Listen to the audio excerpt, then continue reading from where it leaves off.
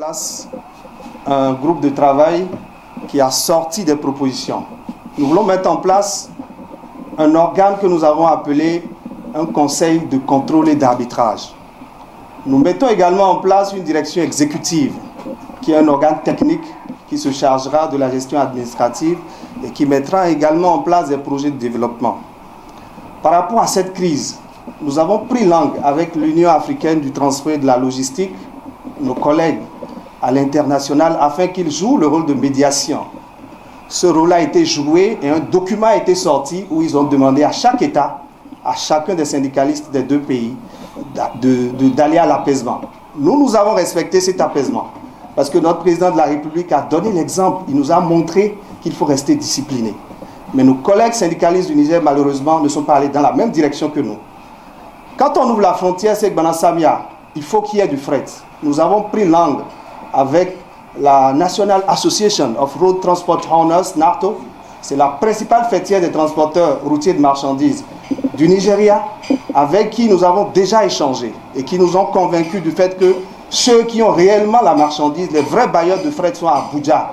Ils sont prêts à nous accueillir à Abuja et nous nous organisons pour aller à Abuja pour leur donner la bonne nouvelle que le port de Cotonou est désormais le port du Nigeria et que les facilités sont en train d'être faites par notre gouvernement à travers les conditions que la douane va alléger, à travers les infrastructures routières qui seront améliorées.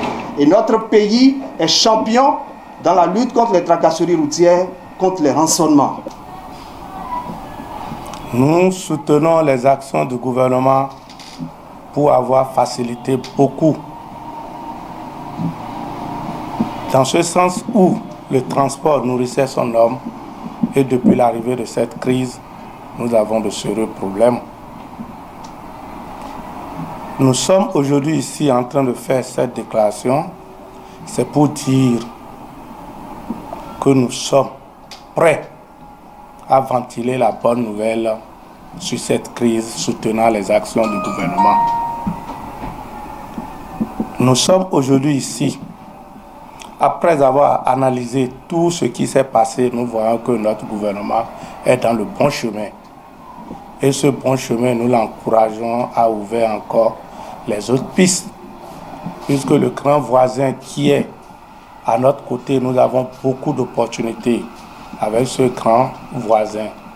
Raison pour laquelle nous montrons à la face du monde, à la face du peuple, tous les transporteurs adhèrent aux décisions que notre gouvernement est en train de prendre sur cette situation qui nous bloque les frontières depuis des mois. Nos homologues aussi du Niger, on ne veut pas, nous sommes les mêmes peuples.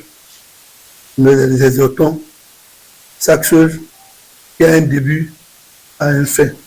Il faudra quand même qu'ils puissent diluer un peu les vins. Même si on est en train de chercher les voies moyens, les options B, on ne va pas oublier notre option de départ. Et par rapport à cela, nous sollicitons encore le volet Niger, le gouvernement nigérien, n'a qu'à regarder les deux peuples. Parce que le Bénin a mis fin à la situation et il a ouvert ses frontières et que c'est de l'autre côté qui est toujours fermé. Et il y a un maître tendu qui est en cours qui n'a pas encore été accepté. Nous demandons aux Nigériens, à leurs leaders, à leurs chefferies traditionnelles, religieux, de quand même savoir que le problème d'aujourd'hui est le problème de nous tous.